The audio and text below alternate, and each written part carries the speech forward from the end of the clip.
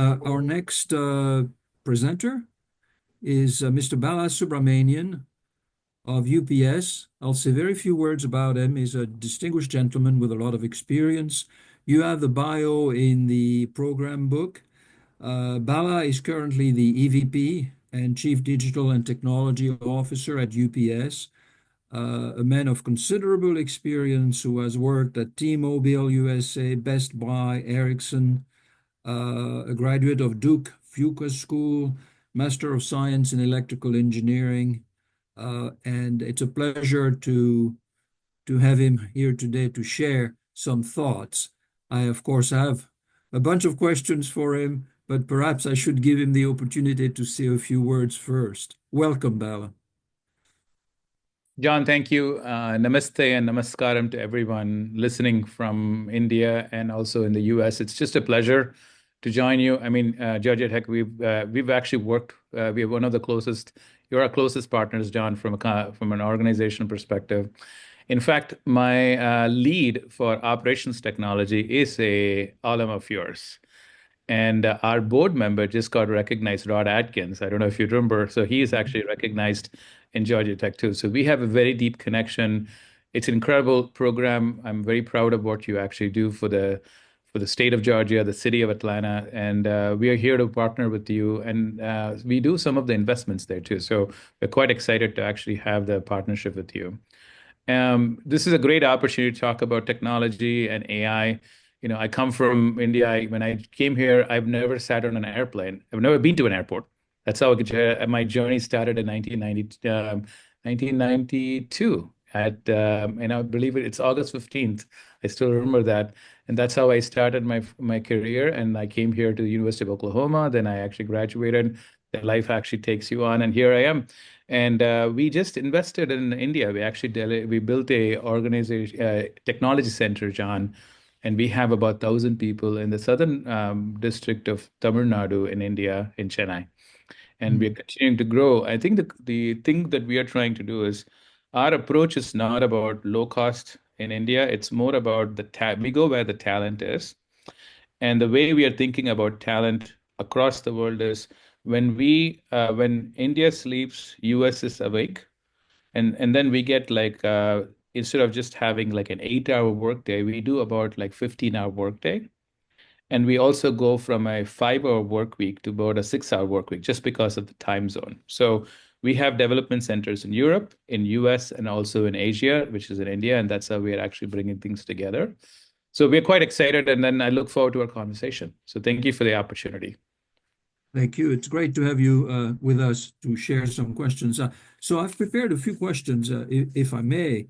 Sure. You mentioned the Tamil Nadu facility, but you also, I believe, opened a healthcare logistics center or facility Yes. in Germany to bolster your expansion into healthcare, which is a big ticket item for UPS. Right. That's right. Yeah, and we also have a couple of other facilities. We are also in Hyderabad, and also now we have the one in Europe. We've done a string of acquisitions in Europe. Healthcare. So what is UPS known for? You will see the brown truck everywhere. We are in 220 countries. I don't know if people know, we actually transport 6% of US GDP every single day and 2% of world GDP. John, as you know, if UPS doesn't work for 5 days, that's considered a recession because 30% of GDP doesn't move. There are places in our environment where we actually have goods that actually can keep you alive for over 5 years in just a single day, the amount of goods that actually come in.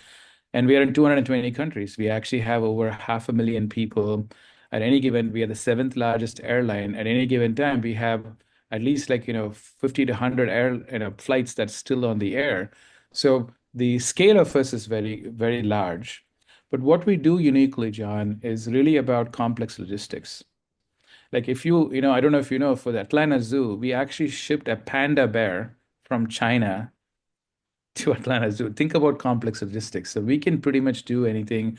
We do vaccines, which is very critical. So going to healthcare, what we are really known for is how do you really do logistics that requires like completely unique things. So think about a vaccine.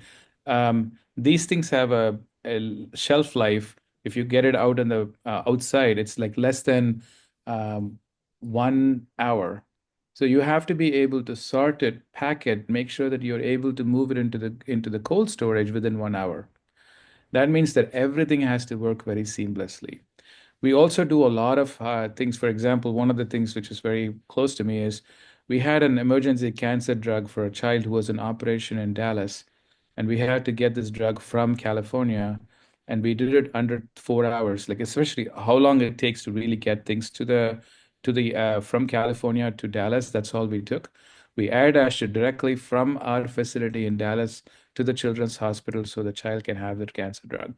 So we do all these kinds of complex logistics. And what we do is we are also looking at this beyond the US. And I think all of the viewers probably know about the trade war that's going on.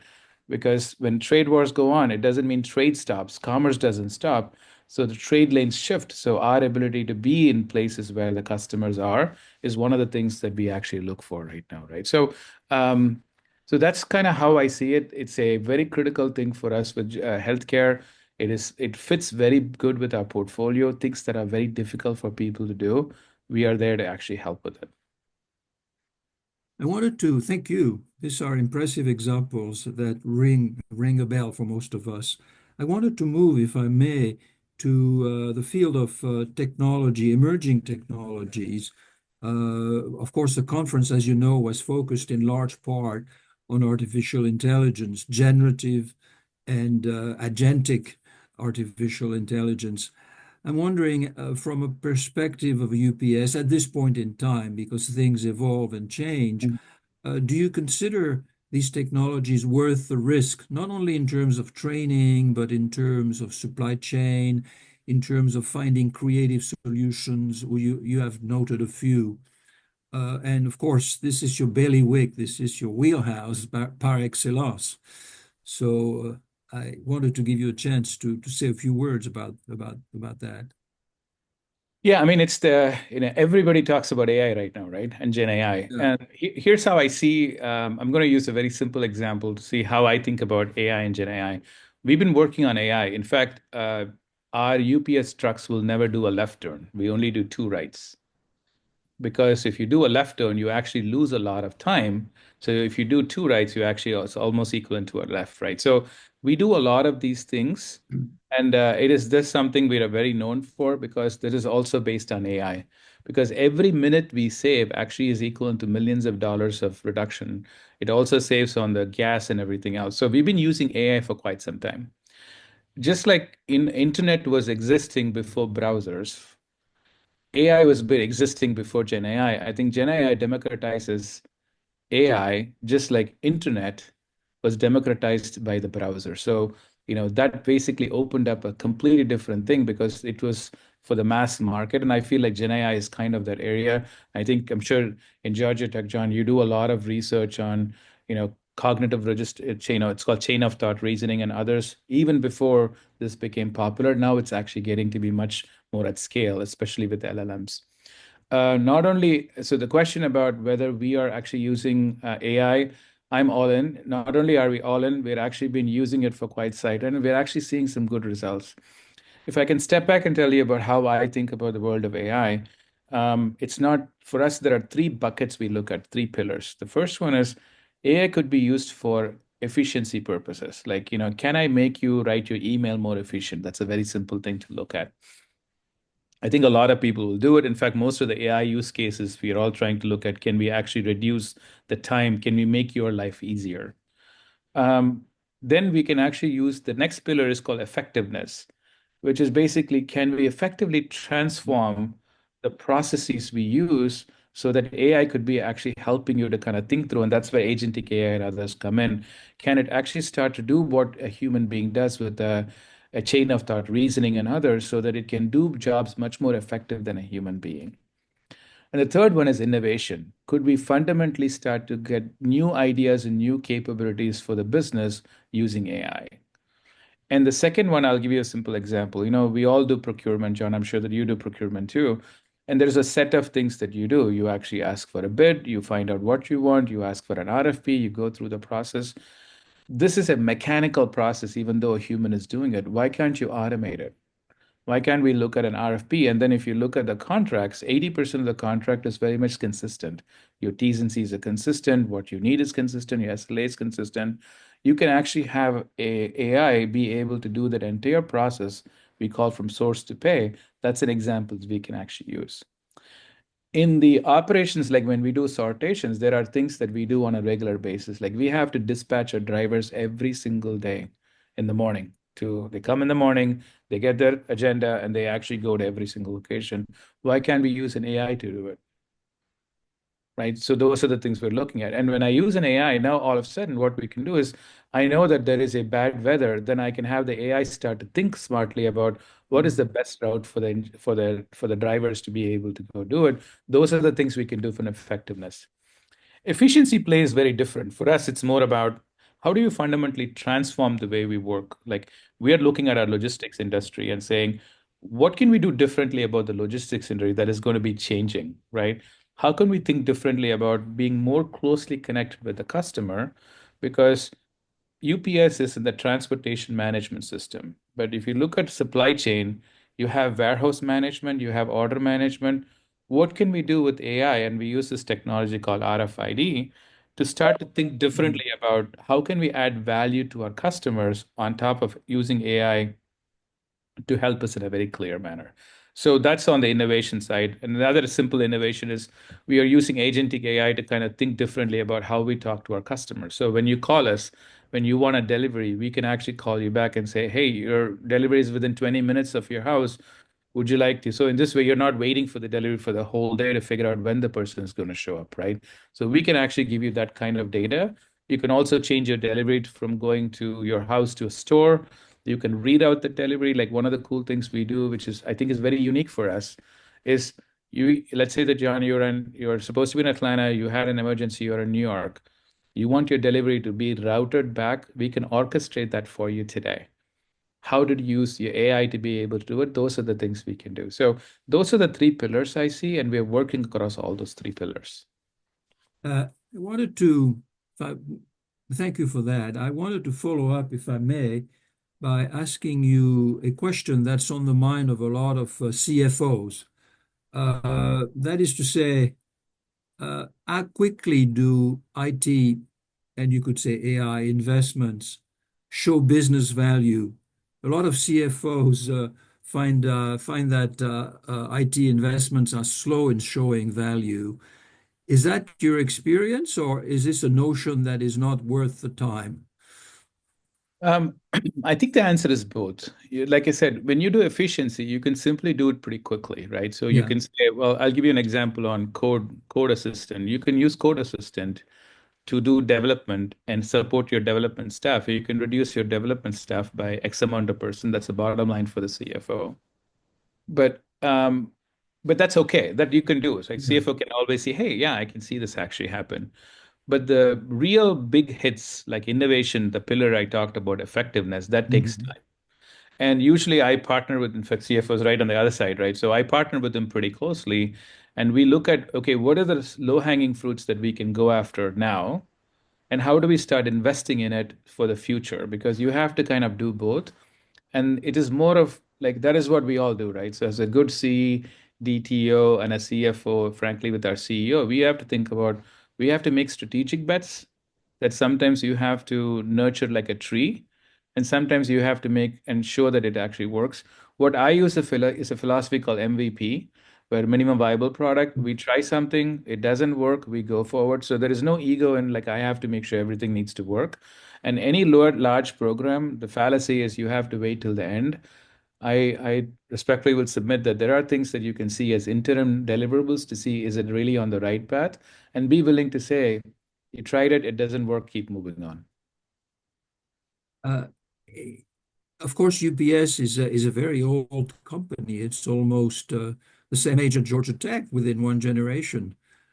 So there is a process of ongoing modernization. Yeah. Uh, and you are really you may have two UPS or two parts of the organization working at different speeds, one catching up with the other because you're so big and you have such a long structure and history. Are you quickly adjusting to the shopping and shipping mania that's characteristic of a lot of consumers to bring delivery network really to a state-of-the-art, and I'm sure you are because you are definitely creating the gold standard. Yeah. So the short answer is yes. I think we've been lucky enough to be for 117 years, and we want to be here for the next 117 years. So I look at my role as a custodian of the legacy and passing it on to the next person who's going to take my seat. So as long as I do my job better and leave it better for the next person, I think I'm happy with that one, right? So we all come with that same mentality. So I think, sometimes I use this metaphor, like it's like painting the Golden Gate Bridge, Sean. Like you have to paint it, you finish, you turn around, paint it back again. You just have to keep doing that. That's how technology is in our organization. When we have over, 2,000 facilities and this amount of scale that we have, there will be time for us to keep catching up. So what I try to do is look at our investments and saying, where are we going in the future? To your previous question, right? Really make sure that our investments are quite thoughtful with respect to the future, because by the time we roll out the investments, it may not be 3 months, it may be a year. So what I have Mhm. to think about is what's needed in 26 and what's the investments that we have to do now. And we have to start moving forward.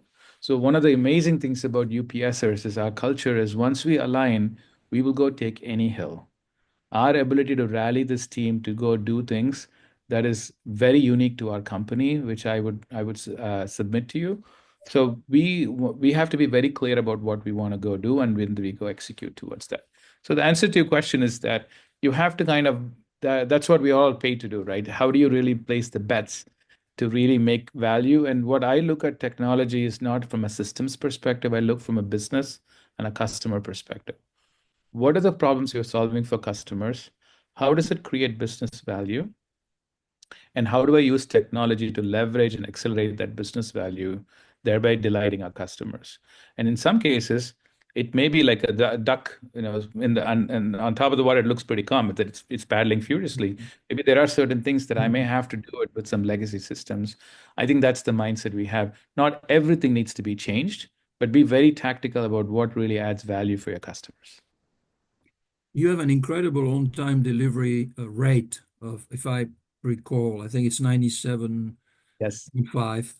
Uh, how do you achieve that compared to your competitors, whom I shall not name? Yes. Yeah. Yeah, we beat pretty handily, even if you look at the latest one, right? Our on-time rate is head and shoulders above our competition. And we do it using technology, like our systems. And then what we do, we actually look at what we are doing is looking at the network as an entity. So, how items come through the air. So if you look at a delivery, it starts from the shipper and goes to the recipient. From the shipper, it goes to the first handling. So we have to handle the package. Then it goes to our hub. Then from the hub, it goes to the delivery center, and then it gets on our package cars and go in. We model the whole thing and we look at what's the most optimal way to go and route this so that we meet the customer deadlines. We are very, very particular about it to be able to meet the customer deadline. So at 4 o'clock in the morning, if it doesn't get into the package car, it doesn't get delivered that day. So we work back from when do I need to get this product to be in 4 o'clock in the morning in a package car? When does it need to be in the building? Then work back, when does it need to be on the trailer? Work back, when does it be on the hub? So we just work backwards and make sure that we are very clear about our numbers. And then what we do is sometimes we reroute things so that we can actually meet the timeline. So for us, we work from the customer backwards and see when we have to be able to do the changes. Now, obviously, John, you know that there are weather events that happens. We try to take those into consideration, make sure that we say, okay, if there is a snow situation in Buffalo, New York, and we will not be able to get there, what does it mean? What kind of a cushion do we need to be able to push those things? So those are the things we think about. But the entire network is driven by algorithms and network modeling. And I think I'm happy to say that our numbers look pretty good because we have a very, very sophisticated algorithm that actually runs the entire network. And the key is we look at the network holistically, not like in the individual sum of parts. I'm curious, if I may, about two particular questions that are a little more micro. the use of drones Yeah. to deliver at the local scale, I take it, and the use of, again, virtual reality to train your drivers and delivery personnel. What can you say something about that? Yeah. I think you've done a These are great not job new looking at. questions, but Yeah, yeah, no, yeah. you've done a great job looking at our details. Yeah, so we use drones today. In fact, we deliver vaccines using drones in Africa. We are taking a more careful approach to drones in the US. As you know, there is a lot of legal requirements on drones. So Mhm. we are watching what other companies, our part competition is doing, our partners are doing. We're working pretty closely. As you know, we announced a partnership with a company called Beta. So we have an opportunity to start looking at drones.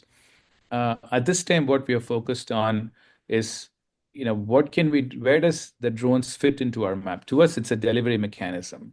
So rather than saying that's the most important one, we are saying what do we have right now with the government affairs, all the different aspects to say when can we leverage drones. It is part of our arsenal, John, for delivery. Mhm. It's not the only thing we focused on. So it is something as and when we leverage it, it starts to become important for us and we can leverage it, we'll absolutely be able to do that.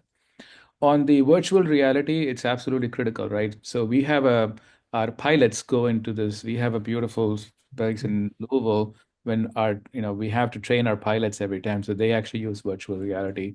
We're doing the same thing for the drivers, so that when they know when to brake and all those things, and we simulate a lot of different things for them so they can actually see it.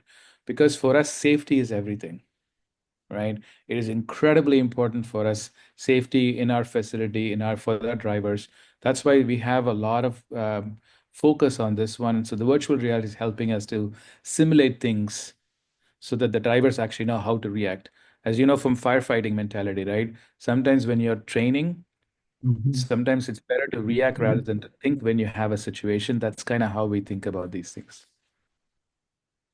Before we turn it over to the audience for questions and answers, are there a few lessons or takeaway you want to give us on the future of freight as you sit at Yeah, headquarters here in Greater yeah. Atlanta? I mean, it's like, look, it's you've seen what has happened in the last few weeks with tariffs and things Yes. going back and forth. So, what number one, we have to be incredibly agile. We don't know what is going to be thrown at us.